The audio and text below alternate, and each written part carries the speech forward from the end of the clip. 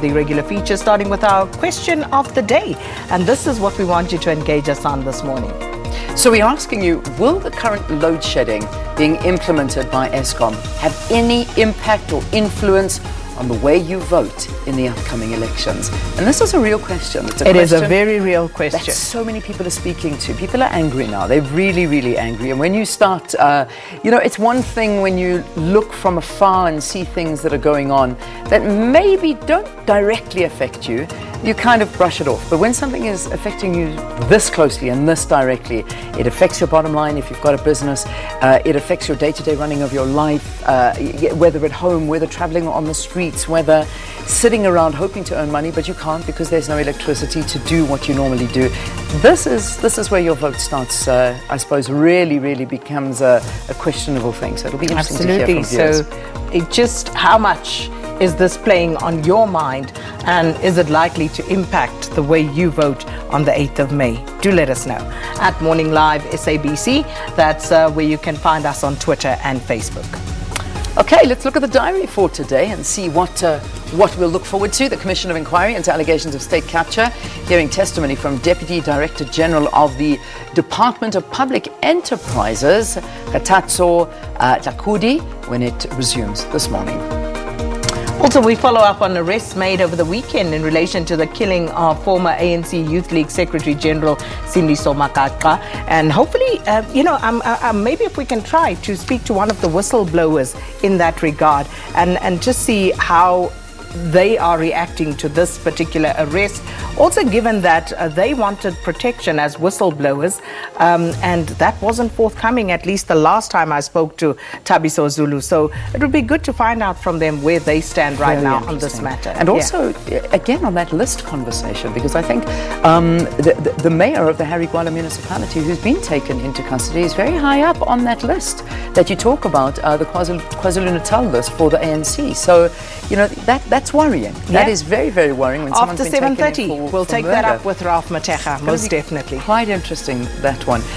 Also, let's move on to another story. Commuters will again have to find alternative transport following the closure of taxi ranks and routes in some areas in Soweto. And we'll also follow up on the latest in Mozambique and Zimbabwe after tropical cyclone Idai tore across the region over the weekend, leaving more than 120 people dead.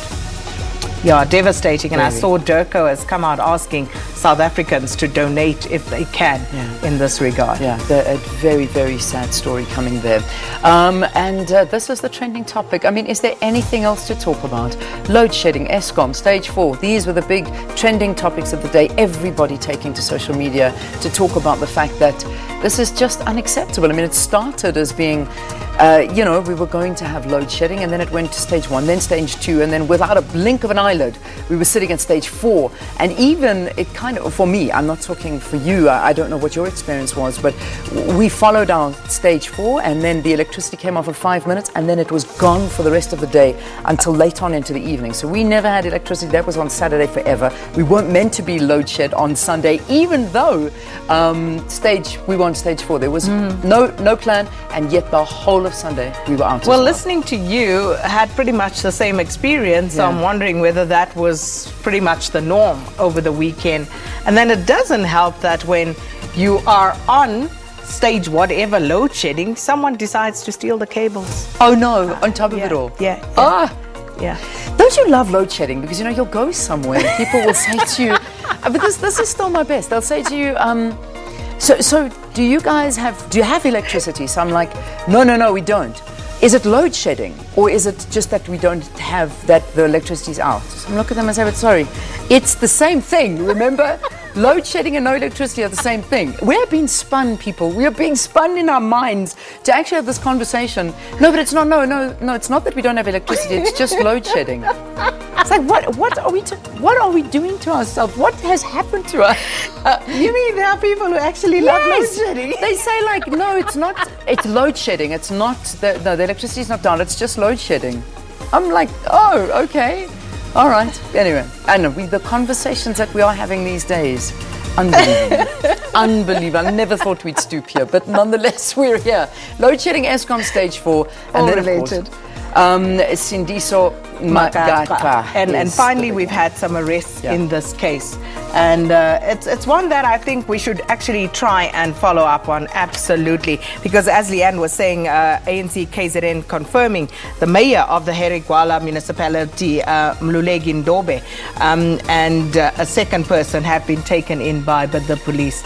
So it's a shocking one. We need to follow up to find out exactly what developments have occurred there. But yeah, as I said, maybe even check in with one of the whistleblowers. If for no other reason, to check whether they were finally afforded the protection that they were asking for. The Public Protector's Office actually also came out, stating that they need to provide police protection for those whistleblowers. And the last time I checked, it hadn't happened. They had almost given up on it. Wow. Like, you know what? We're taking it day by day. We know our lives are at risk, but there's nothing we can do. So that's where it was. Yeah, well, let's see. Hopefully by the end of the we'll be able to have one of those whistleblowers. All right, it is 7:15.